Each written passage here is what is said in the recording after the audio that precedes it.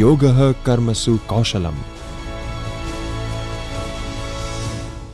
आपने भारतीय और गुजराती उपन्यास में आदिवासी संस्कृति का निरूपण, तुलनात्मक अभ्यास, इस विषय पर पीएचडी की पदवी प्राप्त की है। आप गुजराती साहित्य की जानी मानी पत्रिका आदि लोक के सन 2008 से तंत्री है। ट्राइबल लिटरेचर, फोक लिटरेचर और जर्नलिज्म में आपकी विशेष रुचि रही है। आपके 2 पुस्तक प्रकाशित हुए हैं, जिसमें एक है इच्छाराम देसाई व्यक्ति और वाङ्मय और दूसरा है आदि सूचना आंगने थी।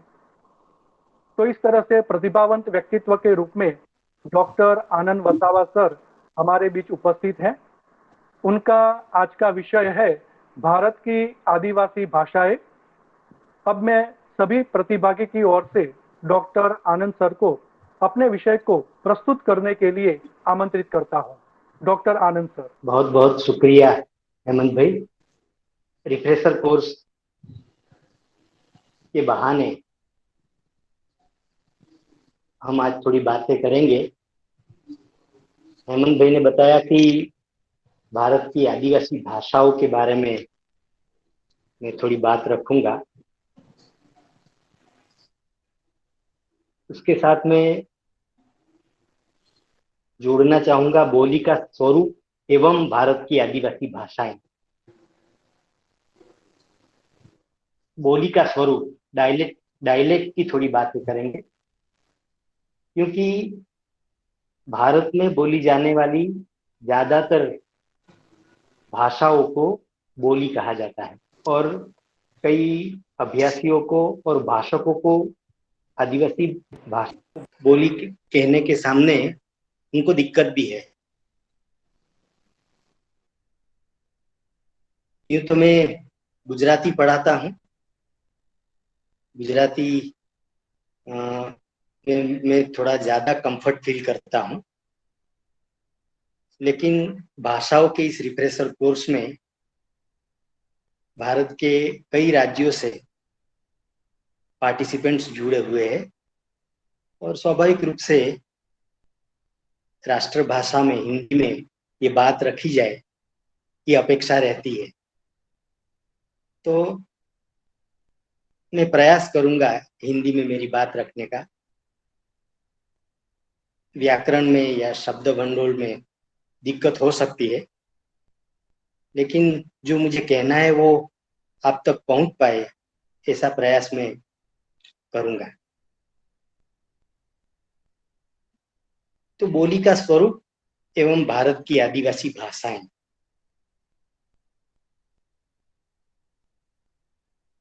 किसी भी एक भाषा समाज में बोली जाने वाली भाषा का बहुविध स्वरूप हम सुन सकते हैं।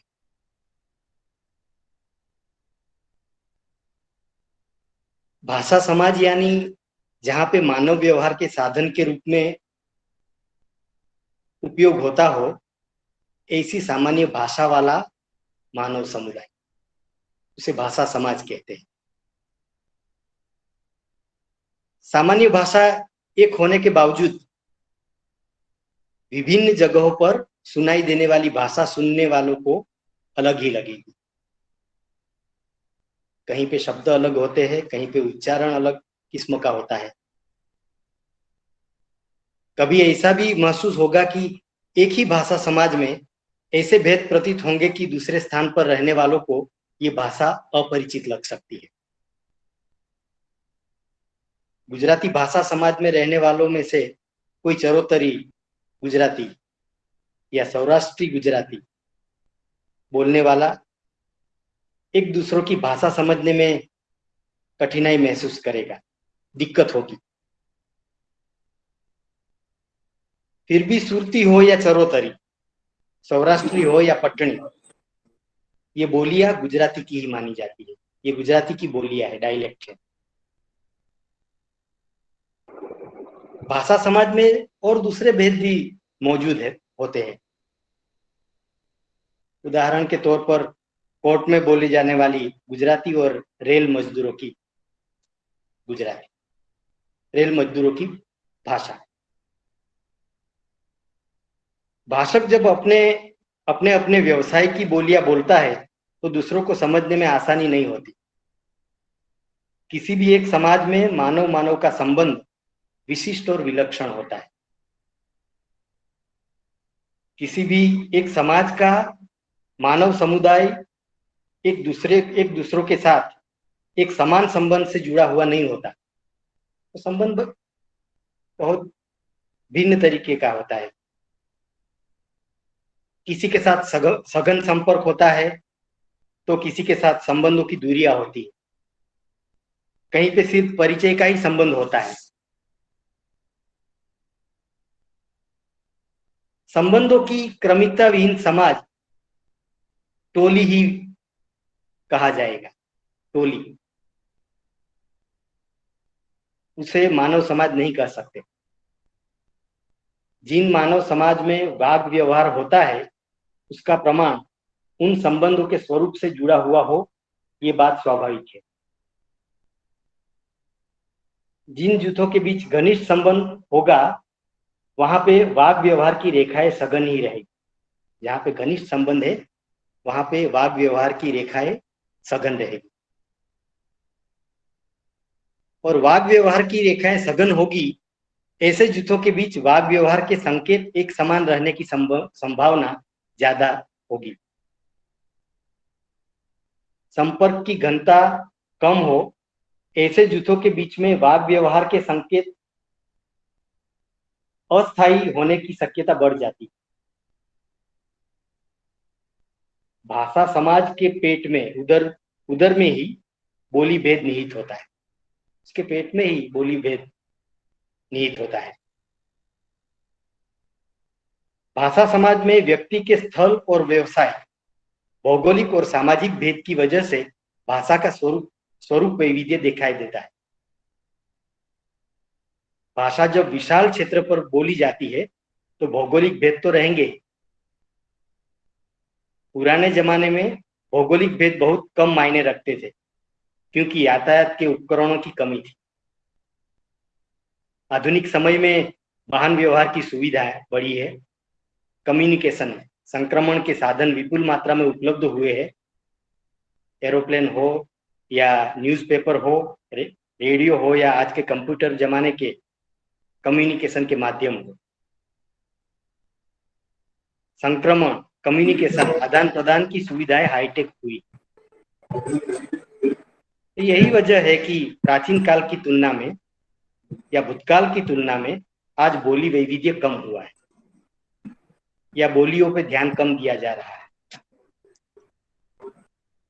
प्रादेशिक बोली और स्थानीय भाषा का संघर्ष जब बालक भाषा सीखता है तब ही दिखाई देता है। व्यक्ति में भाषा शिक्षण की नींव बचपन में ही शुरू हो जाती है। आरंभ के 5 वर्ष के दौरान बालक असाधारण गति से भाषा हस्तगत करता है। भविष्य में बालक दूसरी भाषाओं में सीखेगा, फिर भी मातृभाषा जैसी पकड़ या फ्लुएंसी अन्य भाषाओं में कम ही दिखाई पड़ती। ये मैं खुद अभी महसूस कर रहा हूं। अपने इर्द गिर्द बोली जाने वाली भाषा सुन के धीरे धीरे आजमाइशी और गलती, जिसे ट्रायल एंड एरर कहते हैं, आजमाइशी और गलती से बालक भाषा सीखता है। कह सकते हैं कि भाषा शिक्षण उसके करीबी परिवेश में बोली जाने वाली बोली का ही शिक्षण है। दक्षिण गुजरात प्रदेश का बालक शुरू में अपने आसपास बोली जाने वाली सुरती गुजराती ही सीखेगा। बाद में गुजराती का शिष्ट मान्य स्वरूप से परिचित होने का प्रयास करेगा। ये शिष्ट शब्द बहुत मायने नहीं रखता है, हम उसे मान्य भाषा कहेंगे। कोई बोलियां कम शिष्ट या अशिष्ट नहीं होती, इसलिए मान्य भाषा शब्द प्रयोग ज्यादा ठीक रहेगा। तो अन्य प्रदेशों में बोली जाने वाली बोलियां वो बाद में सीखेगा।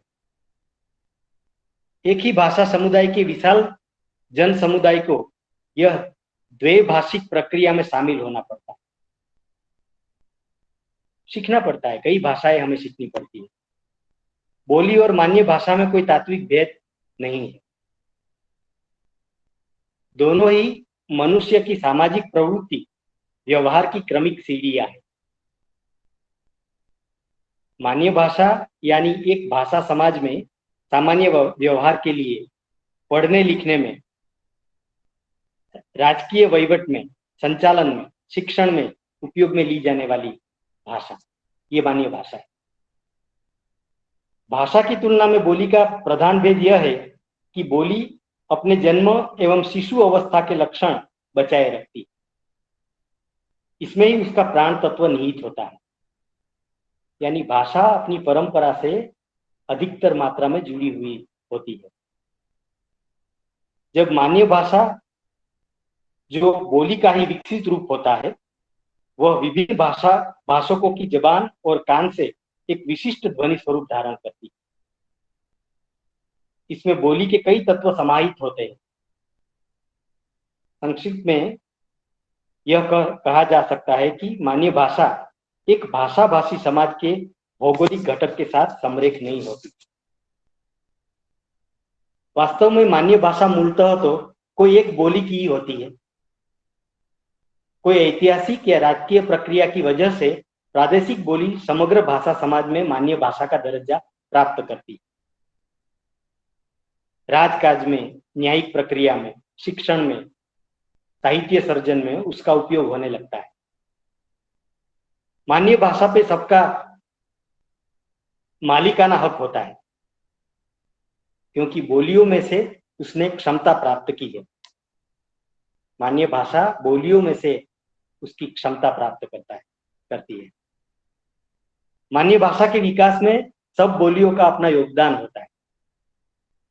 कह सकते हैं कि बोली में व्यक्तित्व बचाने का प्रयास होता है। बोली में व्यक्तित्व बचाने का प्रयास होता है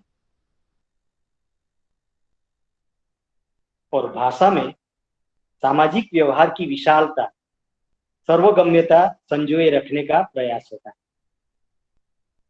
मान्य भाषा कोई प्रदेश विशेष से अलग होकर देशव्याप्त बनती है और वही उसका लक्षण बनता है।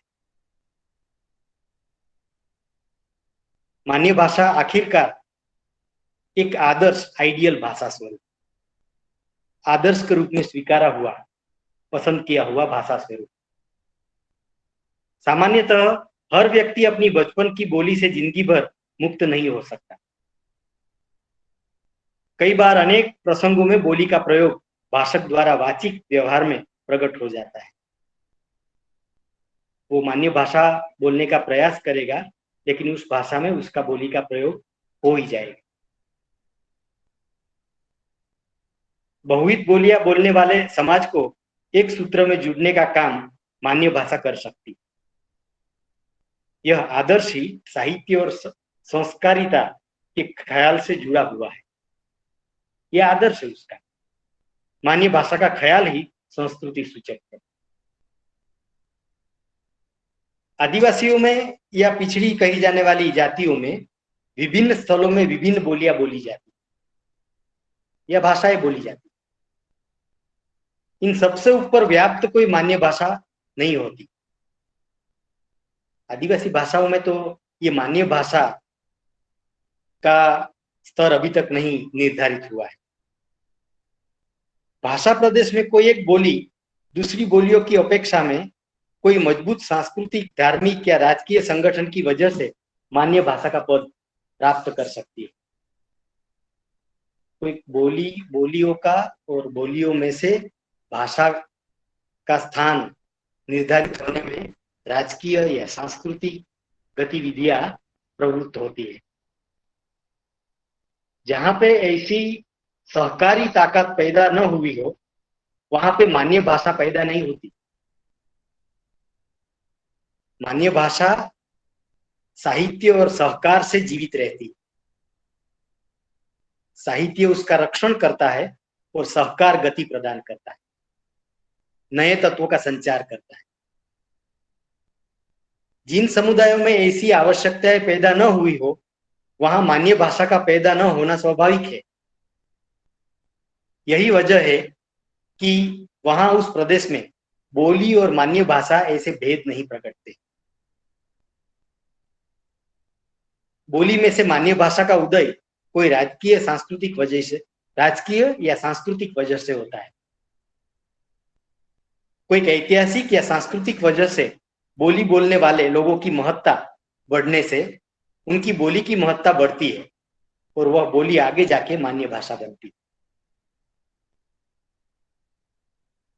बोली मात्र में मान्य भाषा की क्षमता होती है। कोई भी बोली मान्य भाषा बन सकती है, बनने की क्षमता रखती है। भाषा का धारक बल समाज है और उस समाज के सामर्थ्य से ही बोली की प्रगति की प्रक्रिया होती है। उन भाषकों के सामर्थ्य से बोली की प्रगति हो सकती है। बोली का उदय और विकास हमेशा ही बिन भाषाकीय तत्वों पर अवलंबित है। यह भी एक विडंबना है। वाणी की प्रवृत्ति समाज के साथ कैसे अटूट बंधन से जुड़ी हुई है, उसका यह प्रमाण है। मान्य भाषा उनकी पोषक बोलियों से उच्चतर है, यह मान्यता भ्रामक ही। मान्य भाषा ये उच्चतर है, ये संस्कारी है, ये एक भ्रामक मान्यता है।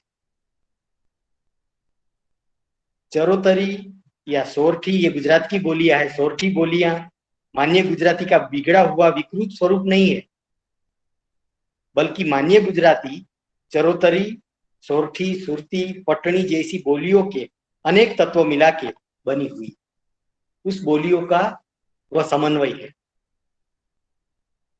हम देख पा रहे हैं कि भारत में कई राज्यों का विभाजन भाषाओं के आधार पर हुआ है। द्रविड़ परिवार की 4 प्रधान भाषाओं पर 4 प्रदेश बने।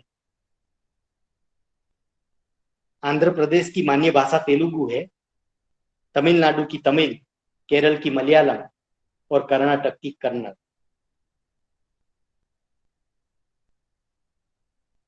गुजरात और महाराष्ट्र भी भाषा के आधार पर ही अलग हुए। मुंबई महाराष्ट्र में मिल जाने के कारण गुजरात को अपनी राजधानी गांधीनगर बनानी पड़ी। उड़ीसा अलग उड़िया भाषी राज्य बना, ये भी एक हकीकत है। बंगाल के पहले से ही दो टुकड़े हो चुके थे। पश्चिम बंगाल इस समय भारत में है। जो 2 टुकड़े हुए उसमें से पश्चिम बंगाल भारत में है। पूर्वी बंगाल पहले पूर्वी पाकिस्तान था, आज बांग्लादेश के नाम से जाना जाता है और वहां की भाषा बंगाली है। पंजाब से हरियाणा का अलग होने की वजह कई वजह है, लेकिन उसमें से एक वजह भाषा भी है। हिमालय का उत्तरी भाग पूर्व प्रदेश, भारत के उत्तरी और पूर्वी सीमा प्रदेश की भौगोलिक स्थिति ऐसी है कि वहां की भाषा में तिब्बत, चीन तथा म्यांमार की भाषाओं से वो प्रभावित है। लद्दाख, कश्मीर से लेकर बर्मा की सीमा त्रिपुरा तक यह प्रदेश भाषाओं के आधार पर विभाजित नहीं हुआ। ये प्रदेश भौगोलिक दृष्टि से दुर्गम माने जाते हैं। इसी के अंतर्गत लद्दाख, कश्मीर, नेपाल, भूटान, सिक्किम, अरुणाचल प्रदेश, असम, नागालैंड, मणिपुर, मिजोरम, त्रिपुरा आदि आते हैं। इस प्रदेशों का राजनीतिक विभाजन अन्य प्रदेशों की तरह नहीं हुआ। भाषा के आधार पर उस प्रदेशों का विभाजन नहीं हुआ। पूर्व में स्थित असम भौगोलिक कारणों से विभाजित हुआ। आर्य परिवार की भाषा हिंदी का विभाजन भौगोलिक रूप में 5 भागों में हुआ है। पश्चिमी हिंदी, पूर्वी हिंदी, बिहारी, राजस्थानी और पहाड़ी भाषाएं। पश्चिमी हिंदी और पूर्वी हिंदी के प्रदेश बिहारी और राजस्थानी की तरह अलग बने हुए नहीं है। पश्चिमी हिंदी के अंतर्गत हरियाणा, दिल्ली, उत्तर प्रदेश का पश्चिमी भाग, मध्य प्रदेश का दक्षिण पूर्व का कुछ प्रदेश आता है उसमें। इस तरह पूर्वी हिंदी के अंतर्गत उत्तर प्रदेश का पूर्वी भाग तथा मध्य प्रदेश का उत्तर पूर्वी भाग आता है। भारत के इस राजनैतिक भाषा भूगोल के विभाजन में सबसे ज्यादा भारत के पश्चिम, मध्य और उत्तर पूर्व की आदिवासी भाषाओं को झेलना पड़ा है। जिस तरह से भारत के कई राज्यों का विभाजन भाषाओं के आधार पर हुआ, ऐसा आदिवासी भाषाओं के बारे में नहीं हुआ है। इसलिए आदिवासी भाषाओं को झेलना पड़ा, ये वाक्य प्रयोग में कर रहा हूं। राजनीतिक बंटवारों में वहां रहने वाले आदिवासियों की भाषाओं को तितर बितर कर दिया गया है। एक ऐतिहासिक तथ्य है, आदिवासियों को बांट दिया गया है अलग अलग प्रदेश में। बाकी उनकी भाषाओं में समानता थी और वो राजस्थान, मध्य प्रदेश, गुजरात या महाराष्ट्र में बंट गए। भारत का सबसे बड़ा आदिवासी भाषा समूह भीली समूह है, भीली समुदाय। वो भीली समूह का बंटवारा महाराष्ट्र, मध्य प्रदेश, राजस्थान और गुजरात में हुआ। गोंडी को मध्य प्रदेश, महाराष्ट्र, छत्तीसगढ़, उड़ीसा और झारखंड में बांटा गया। गोंडी भी आदिवासियों की ये सबसे बड़ी भाषा है। और मुंडारी को झारखंड, बिहार, बंगाल, उड़ीसा, मध्य प्रदेश और असम में बांटा गया। कुडुख भाषा है जो उरांवों की भाषा है, वो उरांवों की भाषा को उत्तर प्रदेश, छत्तीसगढ़, उड़ीसा और झारखंड में बांटा गया। ऐसा कई आदिवासी भाषाओं के साथ हुआ, यानी कि भीली भाषा के भाषक मुख्यतः 4 राज्यों में विभाजित हो गए। जो गुजरात का अभी पूर्व पट्टा बोला जाता है, उस पूर्व पट्टी में भीली भाषा के भाषक है और दूसरे राज्यों में भी है। तो गोंडी मध्य प्रदेश, महाराष्ट्र, छत्तीसगढ़, उड़ीसा में और झारखंड में गोंडी बोलने वाले अलग अलग राज्यों में है। मुंडारी बोलने वाले झारखंड में है, बिहार में है, बंगाल में है, उड़ीसा में है। उरांवों की भाषा कुडुख के साथ भी ऐसा ही हुआ। यानी भारत की सभी प्रमुख भाषाओं को अपना अपना क्षेत्र घर मिल गया, अपना अपना राज्य मिल गया।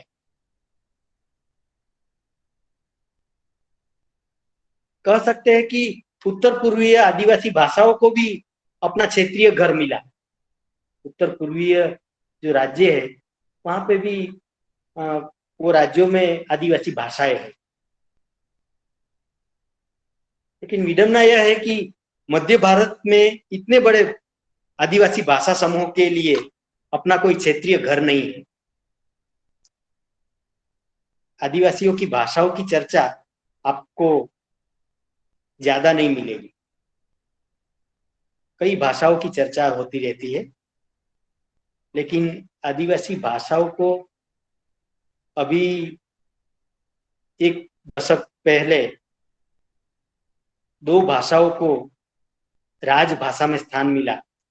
उससे पहले आदिवासी भाषाओं की कोई चर्चा नहीं हुई है, बहुत कम हुई है। कुल मिलाकर राज्यों के बंटवारे में पूरे देश में 621 आदिवासी समुदायों को छिन्न भिन्न कर दिया गया, बांट दिया गया। भारत में 621 आदिवासी समुदाय है और वो कई राज्यों में बंटे हुए हैं। उसका इतिहास न तो भाषा शास्त्रियों के पास है, न तो समाज मानव शास्त्रियों के पास है। क्यों बांटा गया? एक आदिवासी को प्रश्न होता है कि इस तरह से ये जो बर्लिन की दीवार ये भारत में कैसे पैदा हुई? एक अदृश्य दीवार। राजकीय विश्लेषकों को लगता है कि अखंड भारत के निर्माण में यह बात बाधा डाल सकती है। यह बात भी इतनी ही सच है कि स्वतंत्र भारत में आदिवासी भाषाएं खुद बोल नहीं पाई थी। जब भारत स्वतंत्र हुआ, आजाद हुआ, तब आदिवासी भाषाएं अपनी बात रख सके ऐसी सक्षम नहीं हो पाई थी। खुद आदिवासी भी मानते थे कि हमारी भाषाएं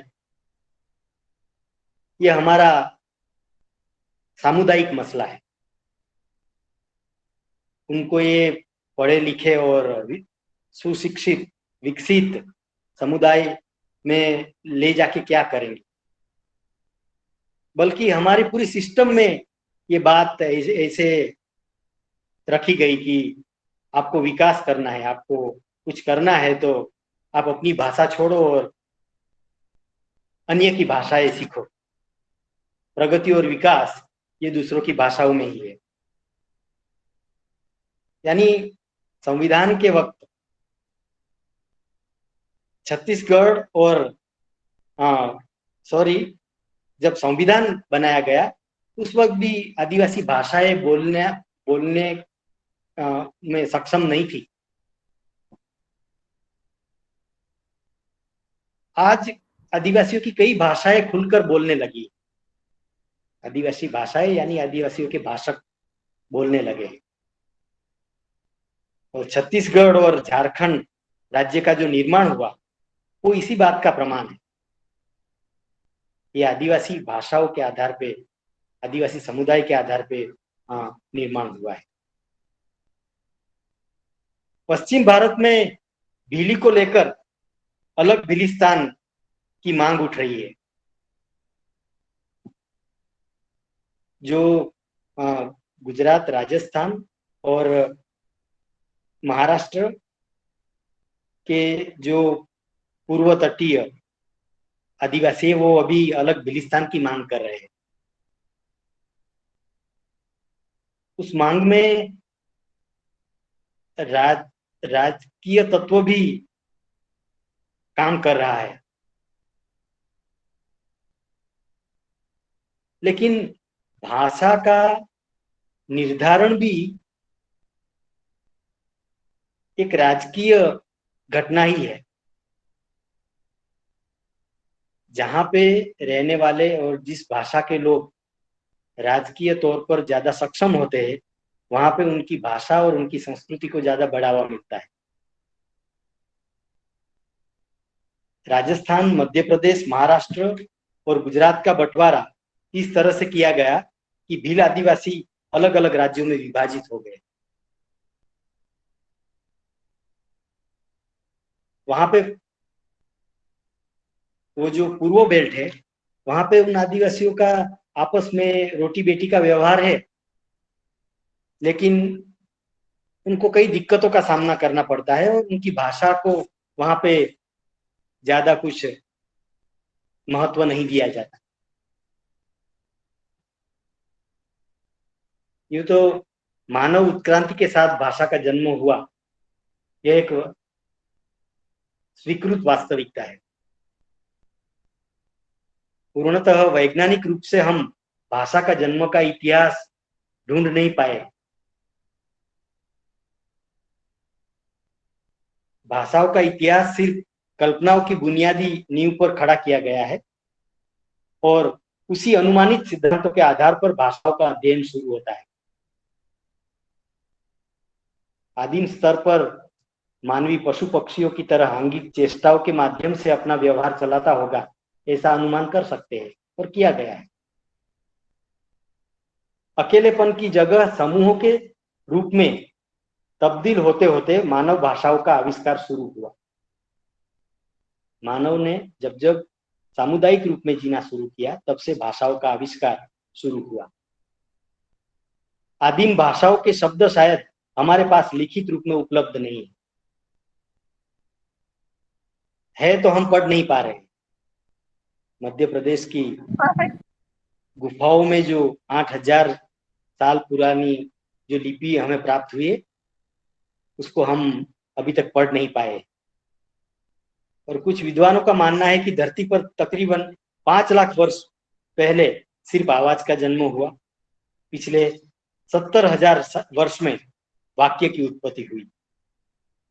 एक पश्चिमी विद्वान पोडवेल का मानना है कि मानव की आदिम संस्कृति के स्तर पर भाषा स्वाभाविकतया सामूहिक श्रम और प्रयास का उत्पाद्य थी। डॉक्टर अरुण प्रकाश मिश्र अपनी किताब भाषा की भूमिका में भाषा की उत्पत्ति के बारे में लिखते हैं कि भाषा सभी वर्गों द्वारा नहीं बल्कि एक वर्गहीन आदिम समाज व्यवस्था द्वारा उत्पन्न होती है। एक वर्गहीन आदिम समाज व्यवस्था द्वारा उत्पन्न होती है।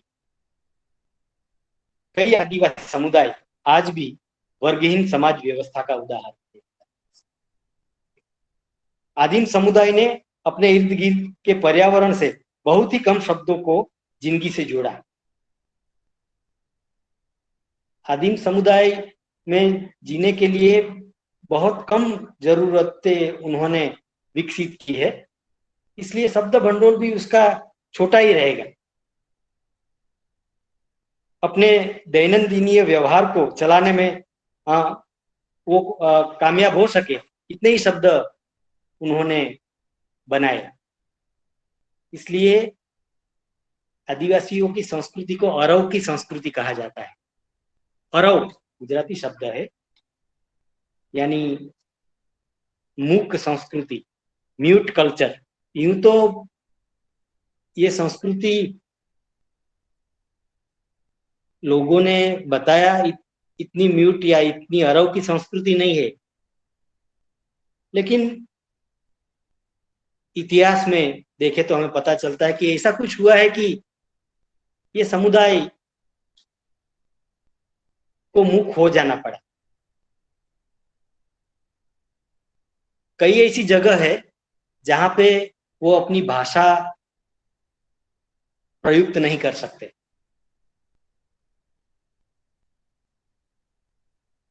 जैसे कि मानो कि बहुत सारे अंग्रेजी विद्वान कोई सेमिनार में बात कर रहे हो और मेरे जैसे अभ्यासी को अंग्रेजी बोलना कंफर्ट नहीं होगा तो मैं चुप ही रहूंगा। डॉक्टर राधा कुमुद मुखर्जी लिखते हैं कि भारत के इन आदिवासियों ने कुछ प्राचीनतम भाषाओं का प्रदान देश को किया है। यानी प्राचीनतम जो भाषाएं है भारत में, उसमें आदिवासियों का बहुत बड़ा प्रदान है। जैसे कि मुंडारी एक भाषा है आदिवासियों की। ये निषाद वंश की भाषा थी। मोनखमेर ये किरात वंश की भाषा थी। और कई भाषाएं हैं, आग्नेय द्वीपों एवं भोट चीनी परिवार की भाषाएं। तो मुखर्जी आगे लिखते हैं कि आदिम आग्नेय या निषाद वंश के लोगों ने नवपाषाण युग की संस्कृति की नींव डाली और मिट्टी के बर्तन बनाने का आरंभ किया।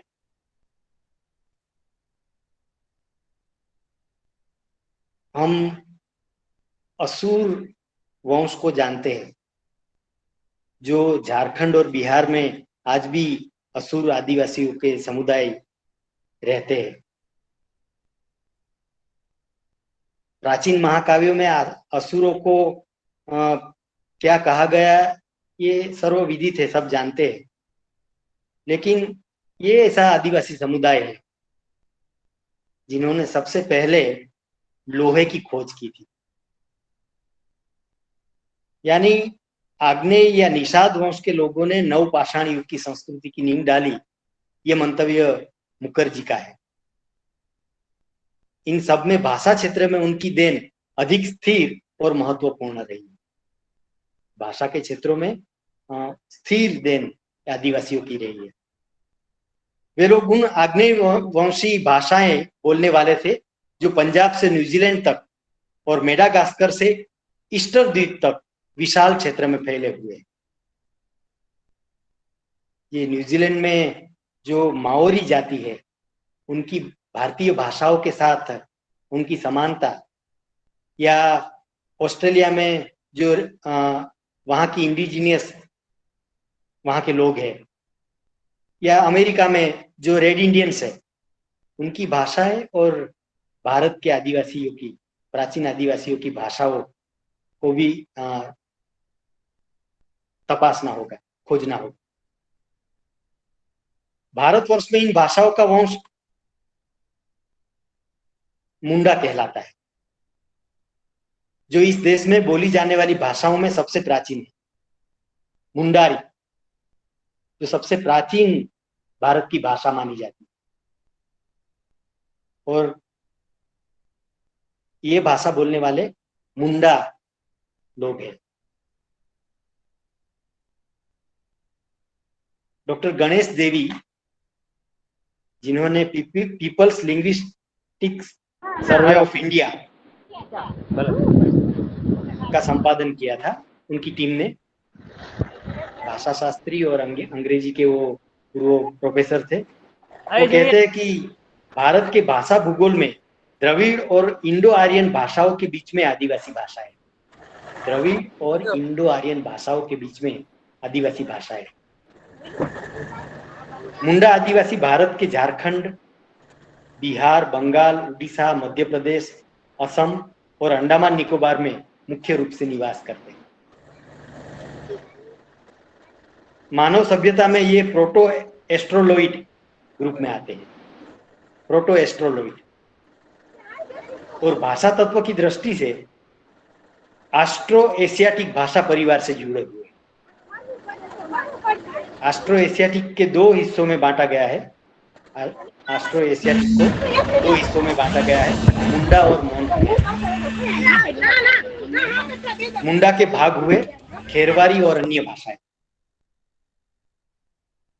खेरवारी अंतर्गत मुंडारी आती है, सांताली आती है, खड़िया, असुरी, बीरहोरी, थारू आदि आदिवासी भाषाओं का खेरवारी भाषाओं में समावेश होता है।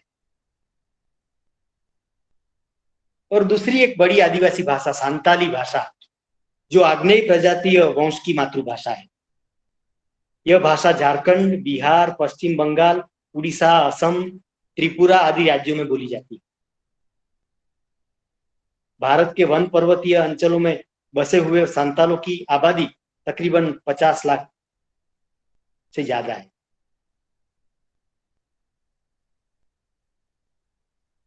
हमारी जो अभी राष्ट्रपति हुई है द्रौपदी मुर्मू जी, वो भी ये सांताल समुदाय की। सांताली भाषा का उद्भव ऑस्ट्रो एशियाटिक दक्षिण देशीय प्रशाखा से हुआ। ऑस्ट्रो एशियाटिक प्रशाखा से हुआ। उन परिवार की भाषाओं को सबसे पहले 1906 में जर्मन विद्वान P.W. स्मिथ ने ऑस्ट्रिक के नाम से चिन्हित किया था, जिनके लिए हिंदी में आग्नेय शब्द प्रचलित हुआ है। आग्नेय सुमात्रा, जावा, बर्नियो आदि पूर्व द्वीप समूह जो भारत के अग्नि कोने में पड़ते हैं, इसलिए वे आग्नेय ऑस्ट्रिक है। छत्तीसगढ़ के बिलासपुर में गोंडों की संख्या 16 लाख से ज्यादा है, 16 लाख के करीब है। ये 16 लाख की जनसंख्या गोंडों की है। मध्य प्रदेश के उत्तरी भागों को छोड़कर बैतूल, होशंगाबाद, छिंदवाड़ा, बालाघाट, शहडोल, मंडला, सागर, दामोह, छत्तीसगढ़, सरगुजा और बस्तर में गोंड प्रमुख जातियां हैं। उस इलाके में गोंड ज्यादातर रहते हैं। एक समय में गोंडवाना बड़ा राज्य था। गोंडवाना राज्य का इतिहास अभी भी पर्दों के पीछे ओझल अवस्था में है। एक पूरा विकसित राज्य था गोंडवाना, जो गोंड आदिवासियों द्वारा निर्मित किया हुआ था। मध्य प्रदेश में जितने भी आदिवासी समुदाय है, उनकी कुल जनसंख्या में आधी से अधिक जनसंख्या गोंडों की है। गोंडी मध्य प्रदेश, महाराष्ट्र और उड़ीसा में बोली जाती है। उड़ीसा में भी गोंडी बोलने वाले हैं। उनके अधिकांश भाषक मध्य प्रदेश में गोंडी के। बस्तर अंचल सदियों से आदिवासियों का निवास स्थल रहा है। वहां के अबूज माड़िया दंडामी माड़िया, मुरिया, दोरला, परजा, गदबा, भत्रा, हलबा, ये सब आदिवासी समुदाय उल्लेखनीय है। गोंडी के उस समूह में 51 उप समूह है जो गोंडी भाषा से ताल्लुक रखते हैं। पश्चिम भारत का सबसे बड़ा आदिवासी परिवार भील नाम से जाना जाता है, वो मैंने पहले बताया। पश्चिम भारत में जो आदिवासी जातियां रहती है उनमें भी कई भाषाएं हैं और उन आदिवासियों में सबसे बड़ा जो आदिवासी परिवार है वो भील नाम से पहचाना जाता है। तकरीबन 1.5 करोड़ से भी ज्यादा आबादी वाली यह प्रजाति के बारे में भाषाविदों ने कई सवाल खड़े किए। कईयों ने तो उसे अनार्य भाषा के नाम से पहचानने का प्रयास भी किया है। राजस्थान, मध्य प्रदेश, महाराष्ट्र और गुजरात के विशाल क्षेत्रों में 34 शाखा प्रशाखाओं में फैली भीली को ग्रियर्सन ने आर्य अनार्य के द्वंद्वात्मक रूप में छोड़ दिया है। ग्रियर्सन ने ये भाषाओं का अध्ययन किया, लेकिन उसके बारे में उन्होंने एक स्थान पे आके वो रुक गए थे। उसके बाद किसी भी भाषा अध्येता ने भीली परिवार को स्पर्श करने का बहुत प्रयास नहीं किया है। एशिया के प्रसिद्ध भाषाविद डॉक्टर लक्ष्मण खुबचंदानी भीली के बारे में कहते हैं कि भीली मुंडा भाषा परिवार की तरह अपने आप में एक परिवार है। भीली का जैसे मुंडारी का एक भाषा परिवार है, वैसे भीली का एक भाषा परिवार, जिसमें अनेक शाखाएं मिलकर भीली को एक परिवार बनाती। हम गुजरात में भी ये वसावी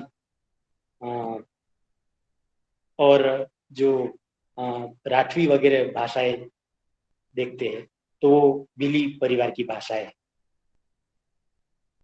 उत्तर पूर्व के राज्य जिसे 7 सिस्टर्स नाम से पहचाना जाता है, उसमें आसाम, मेघालय, त्रिपुरा, मणिपुर, नागालैंड, मिजोरम, सिक्किम का समावेश होता है। इन 7 राज्यों में बोली जाने वाली भाषाओं को तिब्बती चीनी परिवार से जोड़ा गया है। ये तिब्बती चीनी परिवार की भाषा माना जाता है, जिसमें बोडो, कार्बी, मिकिर, मिसमी, डकला, नागणी, गारो, खासी, मिजो आदि प्रमुख भाषाएं हैं। बोडो और नगा बर्मी शाखा की भाषाएं मानी जाती। बोडो उप शाखा के अंतर्गत 22 भाषाएं एवं नगा उप शाखा के अंतर्गत 47 भाषाओं की गणना की जाती। बोडो उप शाखा में बोडो और गारो भाषाएं प्रमुख हैं। बोडो आंदोलन भारत में बहुत प्रचलित हुआ था, प्रसिद्ध हुआ था, इसलिए ये जनजाति के बारे में भारत के कई लोगों को उनका नाम तो सुना है। बोडो उपशाखा में बोडो और गारो ये प्रमुख भाषा है। 2001 की जनगणना के अनुसार 5 लाख से अधिक लोगों द्वारा बोली जाने वाली भाषाओं में भीली भाषा के भाषक 12 लाख से ज्यादा है। गोंडी भाषकों की संख्या 10 लाख से अधिक है। सांथाली, नायकड़ी, मुंडारी, नगा, खोंडी, बोडो, कोली, खासी, कोल, वारली, कोकणी, हो, कोरकू, गारो, कोया, लूसी, हल्बी, भीली,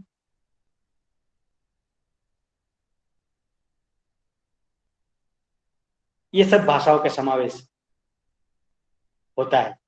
संविधान की 8वीं अनुसूची और आदिवासी भाषाओं का संबंध भी समझना होगा। क्या है संविधान की 8वीं अनुसूची? संविधान सभा में राष्ट्रभाषा और राजभाषाओं के बारे में बहुत चर्चाएं हुई थी, बहुत कुछ तय भी किया गया था। देश के प्रमुख राजनेताओं ने हिंदी को राष्ट्रभाषा घोषित की, उचित रूप से घोषित की। राज्य की ऑफिशियल लैंग्वेज के लिए राजभाषा शब्द का प्रयोग किया गया। हिंदी हमारी राष्ट्रभाषा है, तो राज्य की ऑफिशियल भाषा, ऑफिशियल लैंग्वेज के लिए राजभाषा शब्द का प्रयोग स्वीकारा गया है। राजभाषा का अर्थ सरकारी कामकाज प्रशासन, संसद और विधानमंडलों तथा न्यायपालिकाओं के लिए स्वीकृत किया गया है। स्वयं गांधी जी ने कलकत्ता में 27 दिसंबर 1917 में भारत की प्रादेशिक भाषाओं के बारे में बताया था कि हमें अपनी सभी प्रादेशिक कार्यवाहियां अपनी अपनी भाषाओं में करनी होगी। गांधी जी के उस संवेदन को संविधान सभा में ज्यादा जगह नहीं मिल पाई और भारत के कई बड़े भौगोलिक विस्तारों की आदिवासी और गैर आदिवासी भाषाओं को अपने बलबूते पर जीने के लिए छोड़ दिया गया। संविधान की 8वीं अनुसूची में पहले 14 भाषाएं थी, बाद में सिंधी को जोड़ के 15 हुई। 1992 में अन्य 3 भाषाएं कोंकणी, नेपाली और मणिपुरी जोड़ी गई संविधान की 8वीं अनुसूची में। उसके बाद बोडो, सांताली, मैथिली तथा डोगरी जोड़ी गई। आज देश की 22 भाषाएं संविधान में है, संविधान की 8वीं अनुसूची में, जिसे राजभाषा कहा जाता है। उस राजभाषा में आजादी के 6-7 दशक के बाद 2 आदिवासी भाषाओं को प्रवेश मिला है। ये भी एक बड़ी बात। उन भाषकों की और उन समुदाय के लोगों की सतर्कता और उनके आंदोलन की वजह से उन भाषाओं को संविधान की 8वीं अनुसूची में स्थान मिला। 8वीं अनुसूची की इन 22 भाषाओं में आदिवासियों की बोडो और सांताली भाषाओं ने प्रवेश किया। बोडो और सांताली भाषा। देश आजादी का 75वां स्वतंत्र दिन मना रहा है, तब भी सिर्फ 2 आदिवासी भाषाएं संविधान में अपनी जगह बना पाई। ये भी एक वास्तविकता है। बोलने वाला समुदाय का एक बड़ा हिस्सा जब मांग करे, आंदोलन करे और राष्ट्रपति की सहमति हो, तो ऐसी भाषाओं को राजकीय मान्यता दी जाती है। ये एक प्रक्रिया है। भाषकों की सभानता उनको ये दर्जा दिला सकती है और आखिरी अनुमति राष्ट्रपति की होती है। और शायद यह प्रावधान न होता तो आज जो दो आदिवासी भाषाओं ने संविधान में जगह प्राप्त की है, वह भी शायद न होती। आज देश में 647 आदिवासी समुदायों की 400 से अधिक भाषाएं विवश होकर करा रही है। भारत में 647 आदिवासी समुदाय है और उन समुदायों की 400 से अधिक भाषाएं हैं।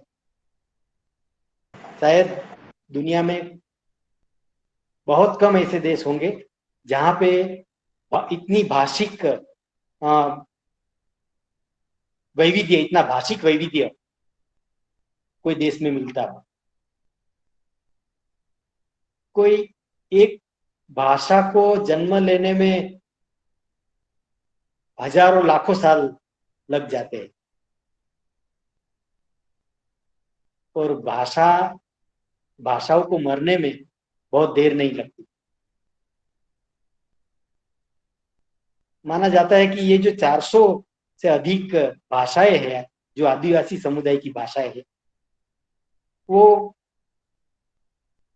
कुछ सालों में मर जाएगी। उनके भाषक रहेंगे नहीं।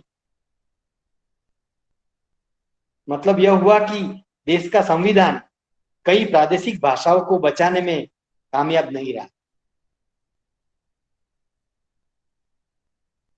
हमारे गुजराती में एक मध्यकालीन कवि की एक पंक्ति है, भाषा ने शू वड़गे भूर, रण में जीते ते सूर। भाषा से क्या है, जो जीता वही सिकंदर। और आज ये परिस्थिति सिर्फ आदिवासी भाषाओं की नहीं है, पूरे भारत की भाषाओं की है। यह भी हम कह सकते हैं। मतलब यह हुआ कि देश का संविधान में जो कुछ प्रावधान है, उसका सही मायने में उपयोग भी नहीं किया गया है, क्योंकि भाषाओं का वैविध्य, बहुभाषिता, ये कोई भी राष्ट्र की एक संपत्ति हो सकती है। यूरोप में एक भाषा और एक देश का प्रचलन है। उन लोगों को तो बहुत आश्चर्य होता है कि एक राष्ट्र में इतनी सारी भाषाएं हो सकती है। जब भारत स्वतंत्र हुआ तब 1600 से ज्यादा भाषाएं भारत में मौजूद थी।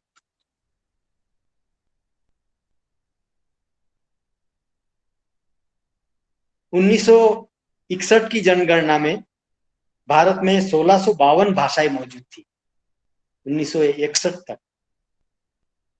आज उनमें से 243 भाषाएं बचकर रह गई।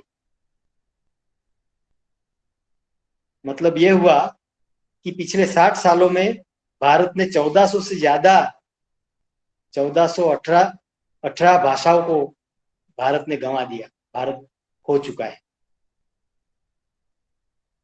गुजरात स्थित भाषा संशोधन एवं प्रकाशन केंद्र वडोदरा द्वारा 2015 में किए गए भारत भाषा सर्वेक्षण में 500 से ज्यादा भाषाएं भारत में अभी जिंदा होने का उन्होंने प्रमाण दिया। 2015 में गणेश देवी के नेतृत्व में भारत में सभी भाषाएं, छोटी बड़ी सभी भाषाएं बोलने वालों को इकट्ठा किया गया था और तेजगढ़ में एक भाषावन, प्रतीकात्मक भाषावन बनाया गया है। उनका प्रयास ये था कि कोई समुदाय में 10-15 भाषा बोलने वाले हैं, उनको भी हम मिले और उनकी भाषाएं कैसे बच पाए, उस दिशा में हम कुछ सहियारा प्रयास करें। तो उस वक्त वहां पे 500 से ज्यादा भाषाएं बोलने वाले वहां पे इकट्ठा हुए थे।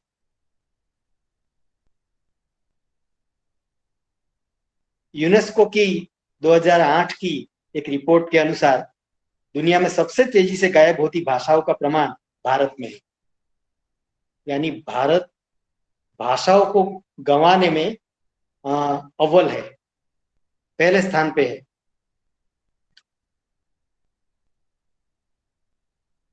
हम चाहे तो गोल्ड मेडल का दावा कर सकते हैं ये मामले में। यूनेस्को के रिपोर्ट के अनुसार हिमालयी राज्यों की करीब 44 भाषाएं गायब हो रही है, धीरे धीरे गायब हो रही है।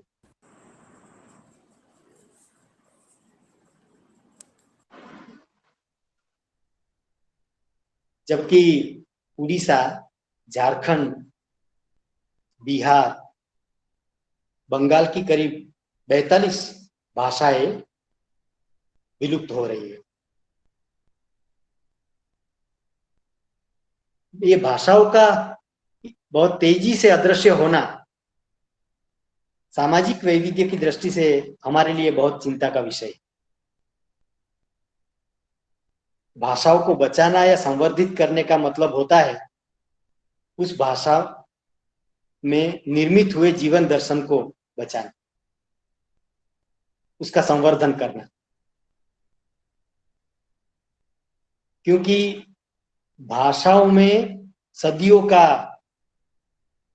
विजडम, ढापण, गुजराती में एक शब्द है ढापण, भरा हुआ होता है।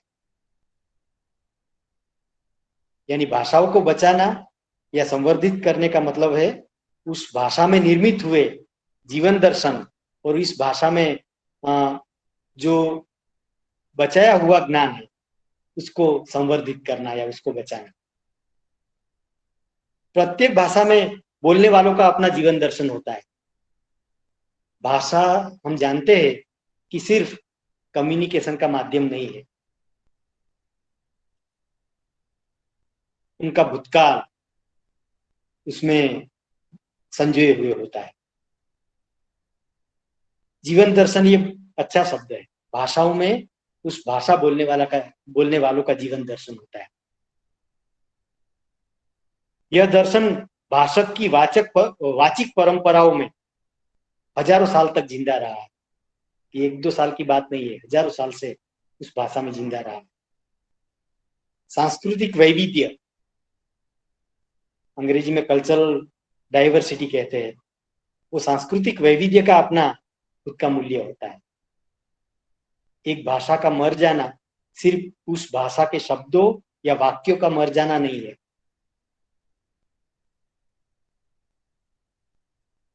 भाषा खो देने वाला समुदाय हजारों सालों की अपनी पुरखों की बनाई परंपरागत जीवन दृष्टि को खो देता है। एक भाषा के मर जाने से उसकी भाषिक समुदाय का पारंपरिक ज्ञान, विज्ञान, खेती, पशुपालन, मानव और पशु का संबंध और उस संबंध की जानकारी, औषधीय ज्ञान, स्वास्थ्य, भूगोल, खगोल, जैव विविधता का पर्यावरणीय ज्ञान, कलाएं, साहित्य, सामुदायिक चिंतन, रीत रस्म, मनोरंजन के तरीके, सांस्कृतिक मूल्य और पारंपरिक विधि विधान, आस्थाएं, मान्यताएं आदि जिसे हम लोक विद्याएं कहते हैं, वो सब खो देते हैं। जैसे कि आदिवासियों के पास बड़े बड़े अस्पताल नहीं थे, लेकिन अपनी खुद की वंशी विद्या थी। वन में जो औषधियां मिलती है, जिसका जिक्र कई शास्त्रों में भी किया गया है, वो सब विद्याओं की जानकारी उस भाषा में टिक पाती थी। तो ये सब लोक विद्याएं भी मर जाती है या लुप्त हो जाती है। ऐसी हालात में जन समुदायों को आयाती भाषाओं का जीवन दर्शन स्वीकारना पड़ता है। मान लो कि गुजरात के सभी लोगों को अपना जीवन दर्शन भूल के कोई विदेशी जीवन दर्शन से जीना हो तो क्या होगा? बहुत दिक्कत होगी।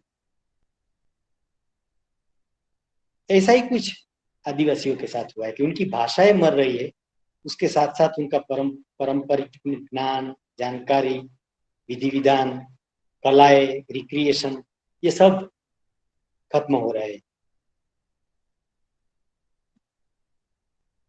भाषा के मरने से समुदाय अपनी पारंपरिक पहचान को खो देता है। समुदाय अगर अपनी पारंपरिक छवि को खो देता है तो एक अर्थ में वह सब कुछ खो देता है।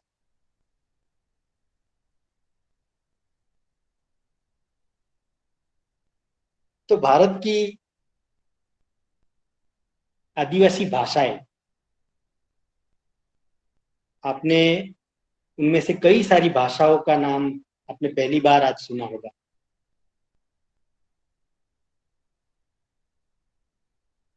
ऐसी भाषाओं से ही मान्य भाषाओं का शब्द भंडोल वो समृद्ध होता है।